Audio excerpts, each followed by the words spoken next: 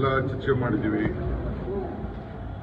ಎಲ್ಲ ಹೆಸರುಗಳನ್ನ ಕೆಲವು single name ಆಗಿದೆ, ಕೆಲವು ಪ್ಯಾನಲ್ ಇದೆ. ನಾನು ವರ್ಕಿಂಗ್ ಕಮಿಟಿಗೆ ಚೀಫ್ ಸೆಂಟ್ರಲ್ ಎಲೆಕ್ಷನ್ ಕಮಿಟಿಗೆ ಅವರು ಯಾವತ್ತು ಬೇಕಾದ್ರೂ ಕರಿಬೋದು, 4 ಕರಿಬೋದು, 5 ಕರಿಬೋದು. ಯಾಕೆಂದರೆ ಇವತ್ತು ಅಲ್ಲಿ ನಡೀತಾ ಇದೆ. ನಾವಿಲ್ಲಿ ಮುಗಿಸಿದ್ದೀವಿ, ಆಲ್ಮೋಸ್ಟ್ ಎಲ್ಲ ಕರೀತಾ ಮುಗಿಸಿದ್ದೀವಿ.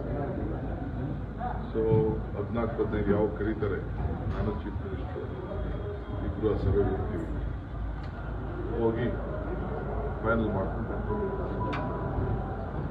ಈ ಸೀಟನ್ನು ನಮ್ಮ ಅಭಿಪ್ರಾಯ ಏನೇ ಇರ್ಬೋದು ಹೈಕಮಾಂಡೇ ತೀರ್ಮಾನ ಮಾಡೋದು. ಮಲ್ಲಿಕಾರ್ಜುನ ಖರ್ಗೆ ಅವರ ಅಧ್ಯಕ್ಷತೆಯಲ್ಲಿ ಏನೊಂದು ಸಮಿತಿ ಇದೆ, ಆ ಸಮಿತಿಯವರ ಮುಂದೆ ನಾವು ಮಂಡಿಸ್ತೀವಿ.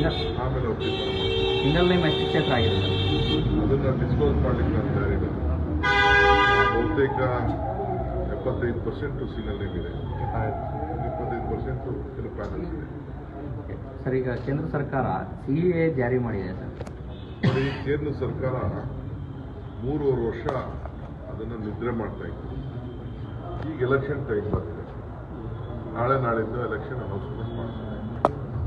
ಈಗ ಅಸ್ಸಾಮು, ವೆಸ್ಟ್ ಬೆಂಗಾಲು ಈ ಕಡೆ ಎಲ್ಲ ಜಾತಿ ವಿಚಾರ ಹೋರಾಟ ಎಲ್ಲ ಕೂಡ ನಡೀತು. ಈ ದೇಶದಲ್ಲಿ ಶಾಂತಿ ಕಲ್ಪಿಸಬೇಕು ಅಂತೇಳಿ ಈ ರೀತಿ ತೀರ್ಮಾನವನ್ನು ತೆಗೆದುಕೊಂಡಿದೆ.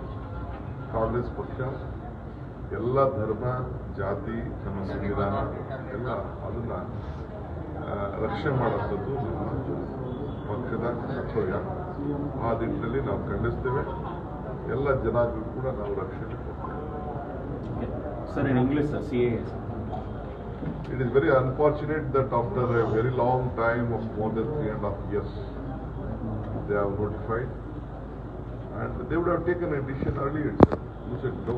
Now at the time of elections, where there will be a lot of criminal issues may start. We don't want anything to start.